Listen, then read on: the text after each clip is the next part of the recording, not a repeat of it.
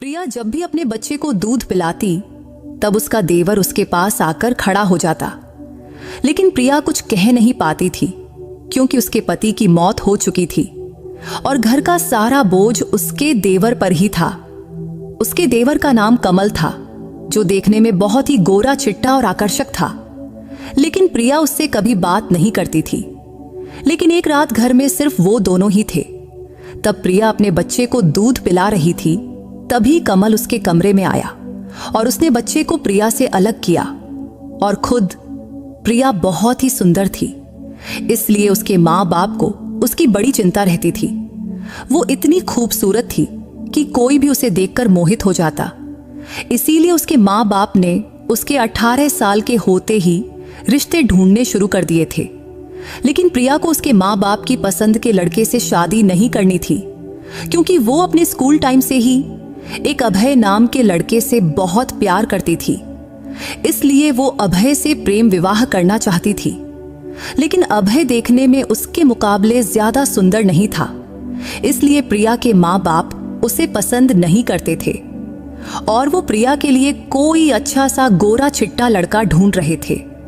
वैसे प्रिया के पिता का स्वभाव बहुत सख्त था, इसलिए उन्होंने प्रिया से पहले ही कह दिया था कि अगर तूने अभय से शादी की तो इस घर के दरवाजे तेरे लिए हमेशा के लिए बंद हो जाएंगे।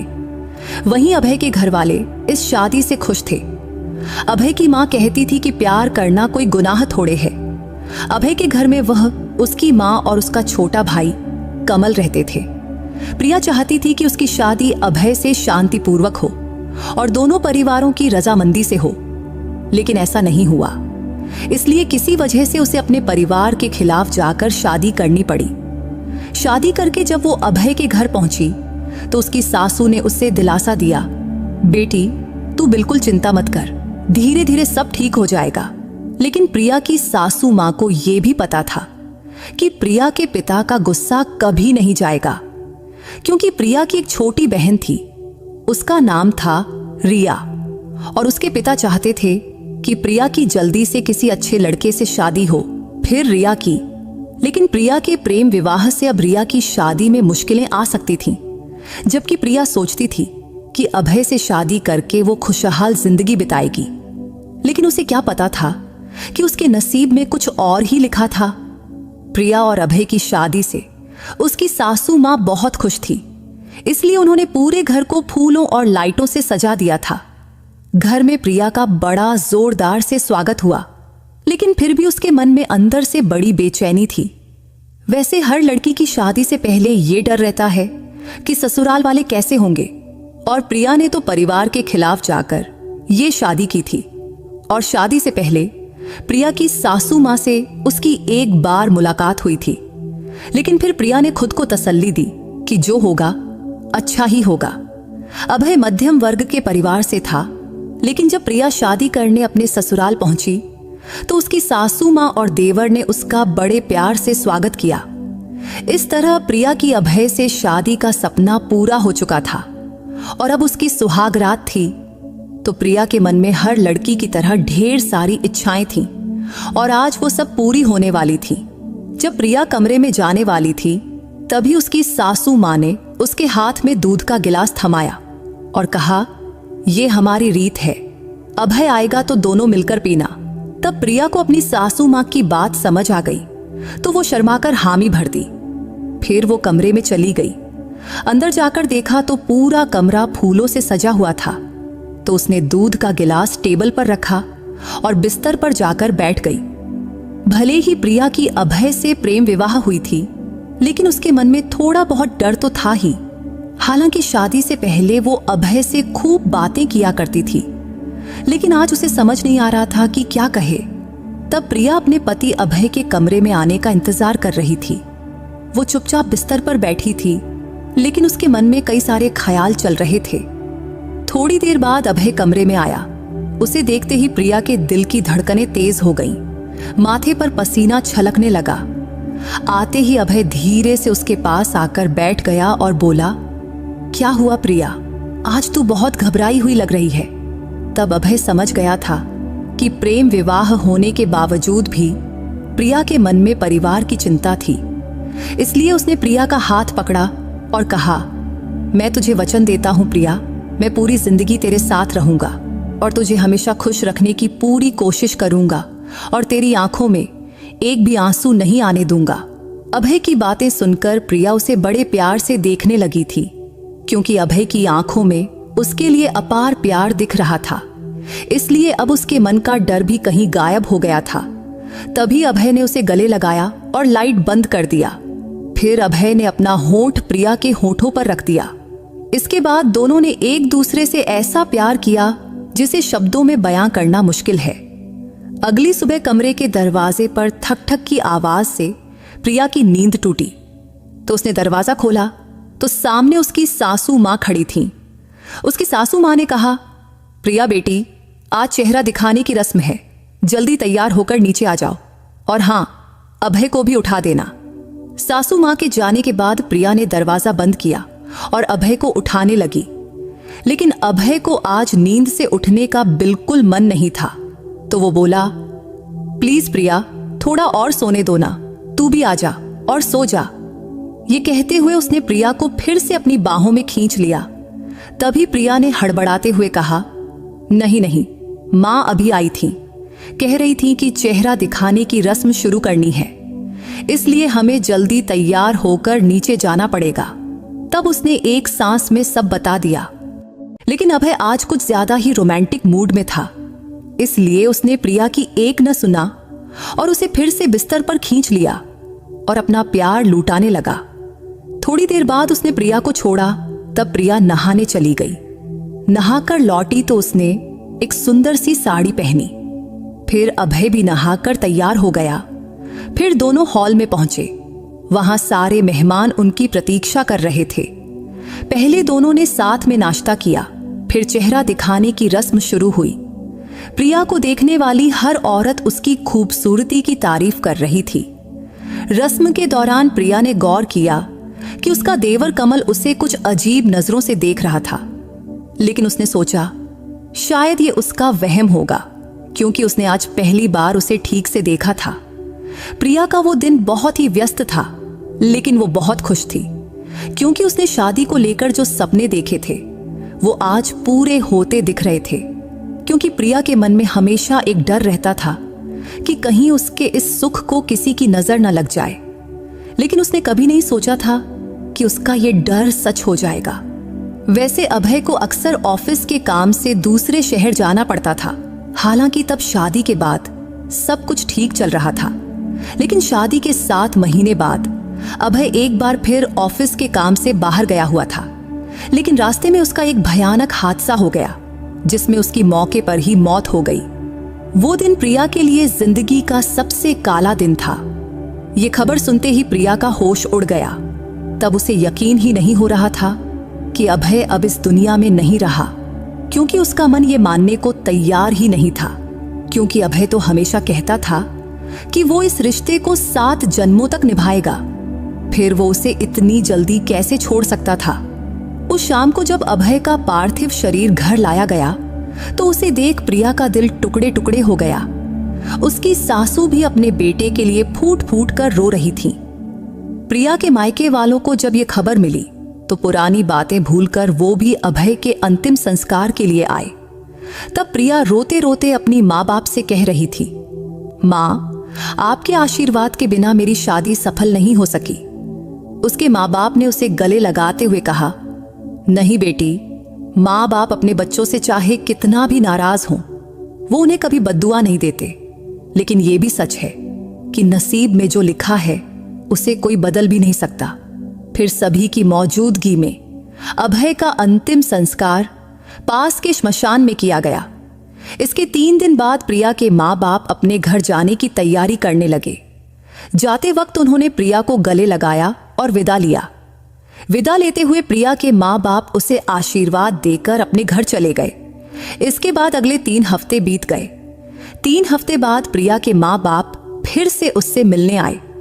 उस वक्त प्रिया अपनी कमरे से बाहर निकल रही थी। तभी अचानक उसे चक्कर आया और वो बेहोश होकर गिर पड़ी। जब प्रिया को होश आया तो वो अस्पताल में थी। होश में आते ही डॉक्टर ने उसे देखकर कहा, प्रिया, आज से तुझे अपनी सेहत का खास ख्याल रखना होगा, क्योंकि तुम अब मां बनने वाली है। ये खबर सुनकर प्रिया को समझ नहीं आया कि वो खुश हो या दुखी। हालांकि तब पहले तो वो खुशी से फूली नहीं समाई, लेकिन फिर उसे ख्याल आया कि उसके होने वाले बच्चे को पिता का सहारा नहीं मिलेगा।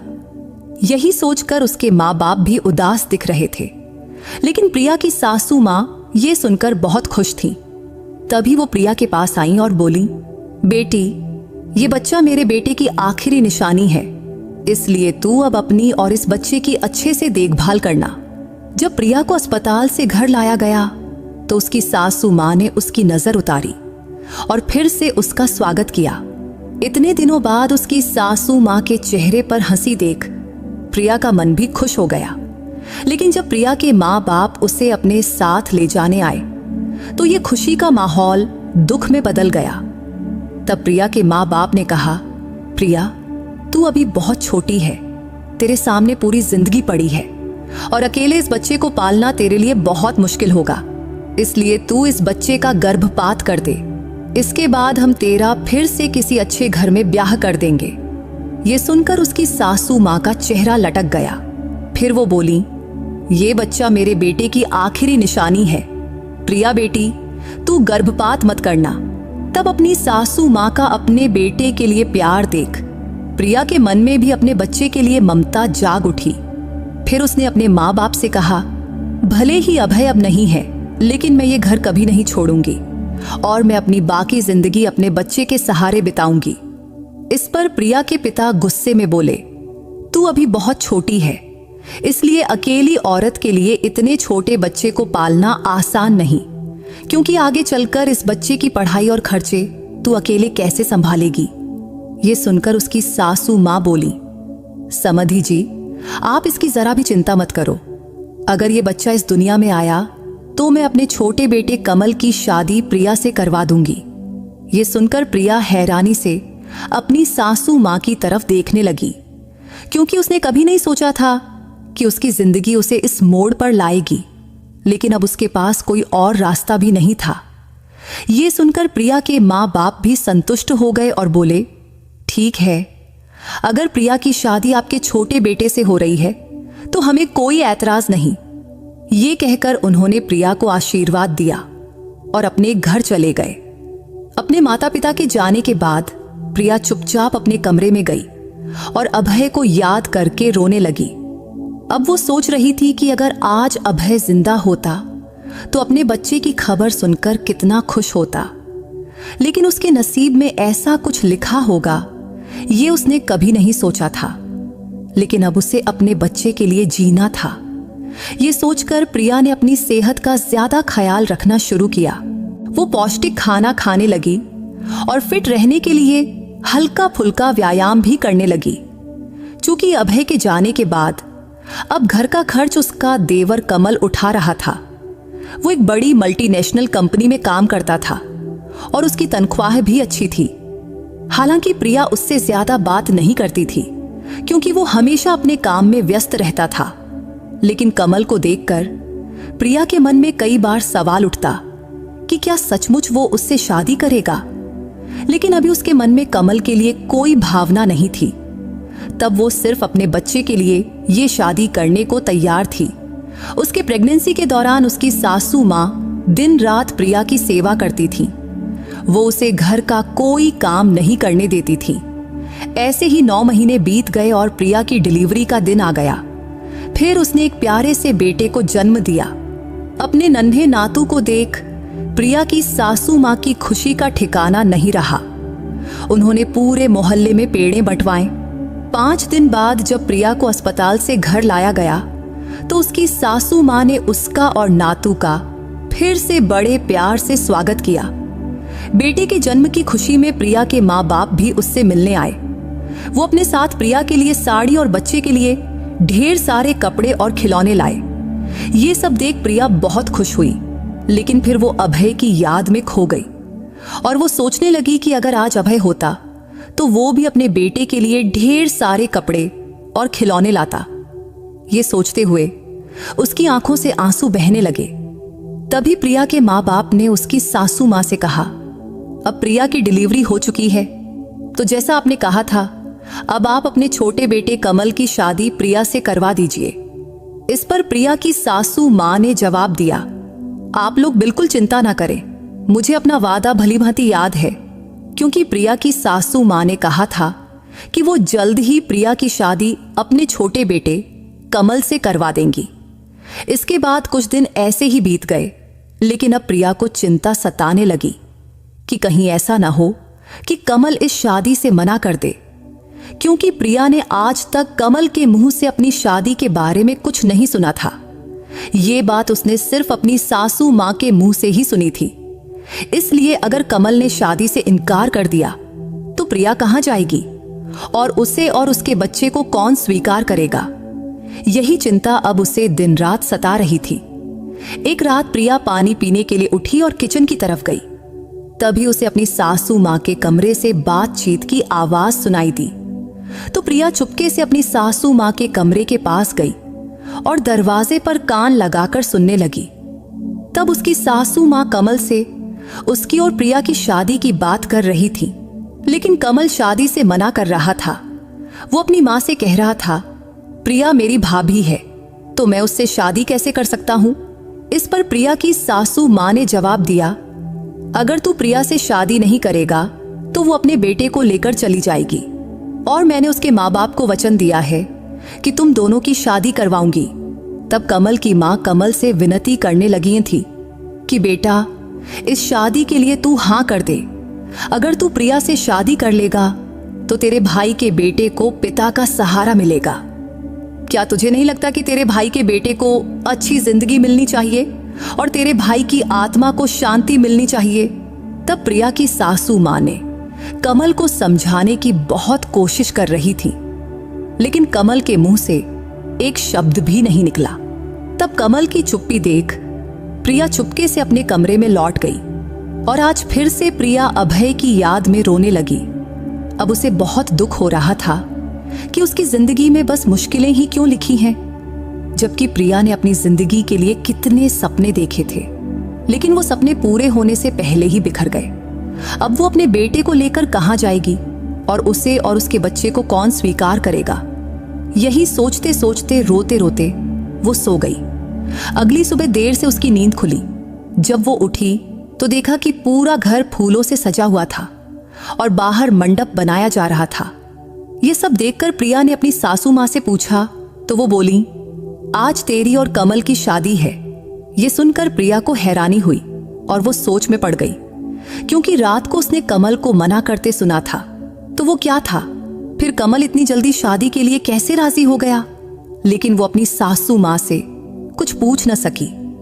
तभी उसकी सासू मां ने उसे शादी के लिए एक सुंदर साड़ी दी और कहा, ये तेरी शादी की साड़ी है, ये पहनकर जल्दी तैयार हो जा बेटी। वह साड़ी देखकर प्रिया फिर अभय की यादों में खो गई। वो सोचने लगी कि अगर आज अभय जिंदा होता तो उसे ये साड़ी दोबारा नहीं पहननी पड़ती, लेकिन अब नसीब में जो लिखा है उसे कोई नहीं बदल सकता। तब प्रिया दूसरी बार वह साड़ी पहन रही थी और साड़ी पहनते वक्त उसे अपने नसीब पर बहुत गुस्सा आ रहा था।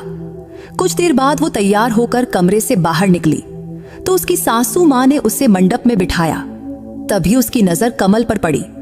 मंडप में बैठा कमल बिल्कुल उदास लग रहा था। उसके चेहरे पर जरा सी भी खुशी नहीं दिख रही थी और वो सिर झुकाए चुपचाप बैठा था। उसे देखकर ऐसा लग रहा था कि वो ये शादी मजबूरी में कर रहा है। ये सब देखकर प्रिया को भी एहसास हुआ कि वो भी तो ये शादी मजबूरी में ही कर रही है। तब प्रिया और कमल की शादी बड़े सादे तरीके से हुई। इस शादी में प्रिया के माँ बाप भी मौजूद थे। शादी के बाद दोनों ने बड़ों के पैर छूकर आशीर्वाद लिया। उस रात जब उसकी सासू मां ने प्रिया को कमल के कमरे में भेजा तो वो बहुत घबरा रही थी, क्योंकि उसे नहीं पता था कि आज कमल उससे कैसा बर्ताव करेगा। इसलिए ये रात उसकी जिंदगी की सबसे अजीब रात हो सकती थी। यही सोचते सोचते वो बहुत परेशान हो रही थी। फिर भी प्रिया चुपचाप बिस्तर पर जाकर बैठ गई और कमल का आने का इंतजार करने लगी। इंतजार करते करते रात के 1 बज गए, लेकिन कमल कमरे में नहीं आया। रात के 1:30 बजे जब कमल कमरे में आया तो प्रिया को जागते देख भी वो उससे कुछ नहीं बोला। तब प्रिया भी उससे कुछ नहीं बोली, क्योंकि आज उनका रिश्ता बदल चुका था और आज वो पति पत्नी बन चुके थे। लेकिन फिर भी उनके बीच पति पत्नी जैसी कोई भावना नहीं दिख रही थी। तभी कमल चुपचाप बिस्तर से तकिया लेकर बालकनी में जाकर सो गया। उसके इस बर्ताव से प्रिया बहुत परेशान हो गई। फिर भी वो उससे कुछ कह न सकी और चुपचाप सो गई। अगली सुबह जब प्रिया की नींद खुली तो कमल पहले ही फ्रेश होकर बाहर जा चुका था। हालांकि प्रिया को पता था कि कमल के लिए इस रिश्ते को स्वीकार करना बहुत मुश्किल होगा, लेकिन साथ ही उसे यह भी मालूम था कि चुप रहने से कोई हल भी नहीं निकलेगा। कमरे से बाहर आते ही उसकी सासू मां ने प्रिया को उसका बेटा थमाया और बोली, रात भर तेरा बेटा जागता रहा है, अभी सोया है, लो इसे संभालो। तब प्रिया का बेटा गहरी नींद में सो रहा था, लेकिन जैसे ही उसने उसे गोद में लिया वो जोर जोर से रोने लगा। तो प्रिया ने अपनी सासू मां से कहा, शायद इसे भूख लगी होगी। इतना कहकर प्रिया अपने बच्चे को लेकर कमरे में चली गई। कमरे में आते ही उसने तुरंत अपने बच्चे को सीने से लगाया और उसे दूध पिलाने लगी। जब प्रिया अपने बेटे को दूध पिला रही थी तभी कमल कमरे में आया, लेकिन उसे देखते ही प्रिया ने दूध पिलाना बंद कर दिया और बच्चे को अपने से अलग कर लिया। तब शायद उसे थोड़ा असहज महसूस हुआ था, क्योंकि पहले ऐसा कभी नहीं हुआ था। वो हमेशा अपने कमरे में जाकर बच्चे को दूध पिलाती थी। तब कमल ने भी प्रिया की तरफ देखकर अपना सिर झुका लिया। शायद उसे भी नहीं पता था कि प्रिया बच्चे को दूध पिला रही है। वैसे प्रिया और कमल का रिश्ता कब ठीक होगा और क्या उनका रिश्ता कभी पति पत्नी जैसा बनेगा, ये दोनों को ही नहीं पता था। इसके बाद और कुछ दिन ऐसे ही बीत गए। अब कमल प्रिया के बेटे से बहुत प्यार करने लगा था और वो उसके लिए नए नए खिलौने लाता और उसे पिता जैसा प्यार भी देता था। लेकिन आज तक प्रिया और कमल के बीच पति पत्नी का रिश्ता नहीं बन पाया था। एक रात प्रिया की तबीयत ठीक नहीं थी। तब उसे तेज बुखार था और उसका बेटा भूख की वजह से जोर जोर से रो रहा था। तब जैसे ही प्रिया ने उसे दूध पिलाना शुरू किया कि तभी कमल कमरे में आया और वहीं खड़ा हो गया। तब कमल को अपने पास खड़ा देख प्रिया को बहुत शर्मिंदगी महसूस हुई, लेकिन कमल वहीं खड़ा रहा। तब प्रिया को उसका यह बर्ताव बिल्कुल पसंद नहीं आया। तब प्रिया कुछ बोल पाती उससे पहले ही कमल ने बच्चे को उससे अलग किया और कहा, तुम मुझे गलत समझ रही हो। मैं यहां सिर्फ ये बताने आया था कि तुम्हें तेज बुखार है। ऐसे में बच्चे को दूध पिलाना ठीक नहीं है, वरना वो भी बीमार पड़ सकता है। इतना कहकर कमल बच्चे को बाहर ले गया और खुद पाउडर का दूध बनाकर उसे पिलाने लगा। ये देख प्रिया को अपनी गलती समझ आई। फिर वो तुरंत उठकर बाहर गई और देखा कि कमल उसके बेटे को बड़े प्यार से दूध पिला रहा है। तभी प्रिया माफी मांगने कमल के पास गई, लेकिन वो गुस्से में उठकर वहां से चला गया। अब प्रिया और कमल के बीच की दूरी खत्म होने के कोई आसार नहीं दिख रहे थे। लेकिन आज कमल के इस व्यवहार से प्रिया समझ गई थी कि वो उसके बेटे से बहुत प्यार करता है। अब प्रिया और कमल की शादी को 2 महीना बीत चुका था, लेकिन दोनों एक ही कमरे में रहते हुए भी अलग अलग सोते थे। कमल कमरे में सोफे पर सोता, जबकि प्रिया अपने बेटे के साथ बिस्तर पर। एक दिन उसकी सासू मां ने प्रिया से पूछा, प्रिया, तुम और कमल इस शादी से खुश तो हो ना? इस पर प्रिया ने हाँ में सिर हिलाया। फिर आगे उसकी सासू मां ने पूछा, क्या तुम दोनों के बीच पति पत्नी जैसा रिश्ता बन पाया है? तब प्रिया को उनकी बात अच्छे से समझ आ गई कि वो क्या पूछना चाहती हैं, तो उसने नहीं में सिर हिलाया। ये देख उसकी सासू मां बोली, तुम्हारी शादी को अब 2 महीना हो गया है, लेकिन तुम दोनों के बीच अभी तक कोई रिश्ता नहीं बना। ये बिल्कुल ठीक नहीं है। मुझे तो लगा था कि शादी के बाद कमल खुद ब खुद तुम्हारे करीब आ जाएगा, लेकिन अब लगता है कि ये सोचना मेरी गलती थी। हालांकि अब तुम्हारी शादी हो चुकी है, तो मेरा कहना है कि अगर हो सके तो तुम कमल से इस बारे में बात करो और इस रिश्ते को आगे बढ़ाओ। शायद वो तुम्हारी भावनाओं को समझ ले। आखिर तुम दोनों अब पति पत्नी हो और कभी न कभी तुम्हें इस रिश्ते को आगे ले जाना ही होगा। ये सुनकर प्रिया को भी लगा कि उसकी सासू मां जो कह रही हैं वो सही है। इसलिए उस रात वो कमरे में कमल का इंतजार करने लगी। जब कमल कमरे में आया और उसने देखा कि प्रिया उसका इंतजार कर रही है तो उसे हैरानी हुई। लेकिन प्रिया ने हिम्मत करके कहा, मुझे तुमसे कुछ जरूरी बात करनी है। इस पर कमल बोला, हाँ बोलो, मैं सुन रहा हूं। फिर प्रिया ने कहा, ऐसे कब तक चलेगा? हम कब तक एक दूसरे से भागते रहेंगे? हमारी शादी को 2 महीना हो गया है, लेकिन आज तक हमारे बीच पति पत्नी जैसा कोई रिश्ता नहीं बना। ये सुनकर कमल गुस्से में बोला, मैंने ये शादी मां के कहने पर की है, ताकि तुम मेरे भाई के बेटे को मां से दूर न ले जाओ। इतना सुनते ही प्रिया ने कमल का हाथ पकड़कर उसे समझाने की बहुत कोशिश की, लेकिन उसने उसका हाथ झटक दिया और बोला, मुझे दोबारा कभी छूने की कोशिश मत करना। मैंने ये शादी सिर्फ मेरे भाई के बेटे के लिए की है, ताकि मैं उसे पिता का प्यार दे सकूं। इसके अलावा मैं इस रिश्ते को कभी इससे आगे नहीं ले जा सकता। इतना कहकर कमल गुस्से में कमरे से बाहर निकल गया। तभी उसकी मां ने उसका हाथ पकड़ा और उसे वापस कमरे में ले आई। दरअसल जब कमल और प्रिया बात कर रहे थे तब उसकी सासू मां बाहर खड़ी थी और उन्होंने उनकी सारी बातें सुन ली थीं। तब प्रिया की आंखों से आंसू बह रहे थे। वो सोच रही थी कि उसकी जिंदगी ने उसे किस मोड़ पर लाकर खड़ा कर दिया है। फिर उसने अपने आंसू पोंछे और फैसला किया कि अब वो इस घर में नहीं रहेगी। वो कमल से तलाक लेगी और उसे छोड़कर अपने मायके चली जाएगी। हालांकि प्रिया को पता था कि इस फैसले से उसकी जिंदगी में कई मुश्किलें आएंगी, लेकिन अब वो हर मुश्किल का सामना करने को तैयार थी। उस वक्त रात के 12 बज चुके थे। कमल जब कमरे में आया तो प्रिया ने उससे कहा, कल हम दोनों एक दूसरे को तलाक दे देंगे। इससे तुझे जबरदस्ती से आजादी मिलेगी और मुझे भी तुझ पर अपने और अपने बेटे का बोझ नहीं डालना पड़ेगा। ये सुनकर कमल ने प्रिया को बिस्तर पर बिठाया और उसके पैरों के पास बैठकर माफी मांगने लगा। लेकिन प्रिया को समझ नहीं आया कि कमल को अचानक क्या हो गया। तभी उसने देखा कि उसकी सासू मां कमल के पीछे खड़ी थी। तभी उसकी सासू मां ने अपने दोनों हाथ जोड़कर प्रिया से माफी मांगी और बोली, प्रिया बेटी, कमल को एक आखिरी मौका दे दो। तभी कमल ने प्रिया का हाथ पकड़ा और कहा, मुझे माफ कर दो प्रिया।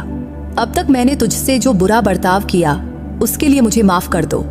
तुम जानती है कि तुम मेरे बड़े भाई की पत्नी थी और मेरी भाभी थी, इसलिए मैं अपने मन को तुझे पत्नी के रूप में स्वीकार करने के लिए मना नहीं पाया। लेकिन अब से मैं इस रिश्ते को आगे बढ़ाने की पूरी कोशिश करूंगा। शायद इसमें मुझे थोड़ा वक्त लगे। तब यह कहते हुए कमल की आंखों से आंसू बह रहे थे। तब वो अपने बड़े भाई अभय को याद करते हुए बोला, अगर आज भाई जिंदा होते तो ये सारी मुश्किलें न आती। शायद आज हम अपनी अपनी जिंदगी में खुश होते। तब अभय का नाम सुनकर प्रिया की भी आंखें भर आईं।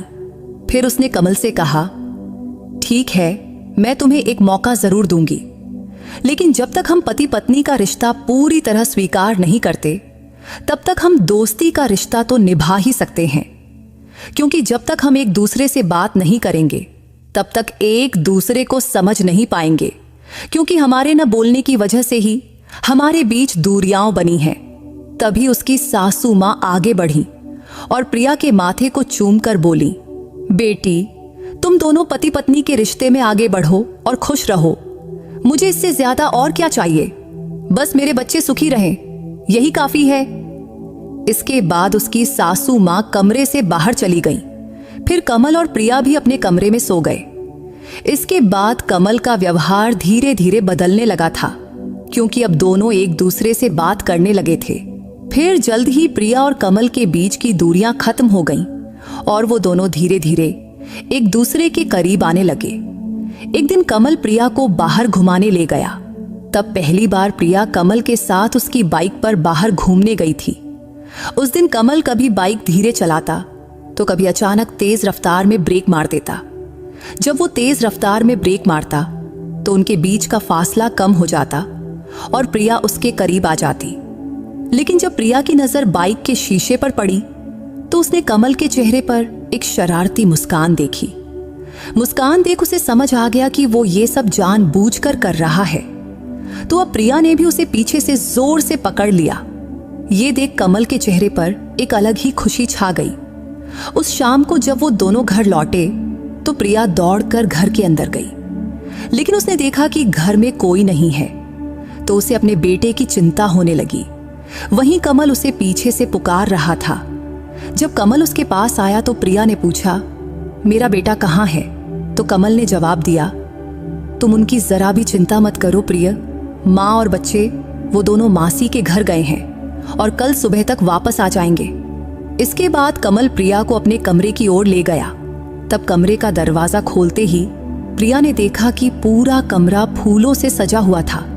यह देखकर वो हैरान भी हुई और खुश भी। तब उनका कमरा बिल्कुल उसकी सुहागरात वाले कमरे की तरह ही सजा हुआ था। तो दोनों ने एक दूसरे का हाथ पकड़ा और कमरे में दाखिल हुए, क्योंकि आज की रात उनके लिए बहुत खास थी। कमरे में जाने के बाद कमल ने प्रिया से कहा, मैं आज तुझे जानबूझकर बाहर घुमाने ले गया था ताकि मैं ये सब सरप्राइज प्लान कर सकूं। तब कमल की बात सुनकर प्रिया बहुत खुश हुई, लेकिन कमल अब हर बात पर धीरे धीरे प्रिया के करीब आ रहा था। लेकिन प्रिया ने उसे हल्का सा धक्का दिया और उससे दूर हट गई, क्योंकि उसे कमल की नजरों का मतलब समझ आ गया था। प्रिया और कमल की शादी को अब 3 महीने बीत चुके थे। तब जाकर उनके बीच असली पति पत्नी के रिश्ते की शुरुआत हुई थी। कमल ने प्रिया का हाथ जोर से पकड़ा और कहा, इस रिश्ते को मैं मरते दम तक निभाऊंगा। प्रिया ने कमल के मुंह पर हाथ रखकर कहा, प्लीज कमल, अब से कभी मरने की बात मत करना। ये कहते हुए उसकी आंखों में आंसू आ गए। तभी कमल ने कहा, ठीक है बाबा, अब से ऐसा कुछ नहीं बोलूंगा जिससे तुम्हारी आंखों में आंसू आए। मैं ये नहीं कह सकता कि जो हुआ उसे भूल जाओ, लेकिन मैं वचन देता हूं कि अब से तुम्हारी आंखों में एक भी आंसू नहीं आने दूंगा। इतना कहकर कमल ने प्रिया को अपनी बाहों में लिया और कमरे की लाइट बंद कर दिया। आज उनकी जिंदगी की नई शुरुआत हुई थी, क्योंकि उनके बीच की दूरियां अब प्यार में बदल गई थीं और दोनों इतने करीब आ चुके थे कि एक दूसरे के दिल की धड़कनें साफ सुनाई दे रही थीं। तो दोस्तों, अगर आपको प्रिया की ये कहानी पसंद आई हो तो इस वीडियो को लाइक और चैनल को सब्सक्राइब करना मत भूलना। फिर किसी नई कहानी में मुलाकात होगी। बाय।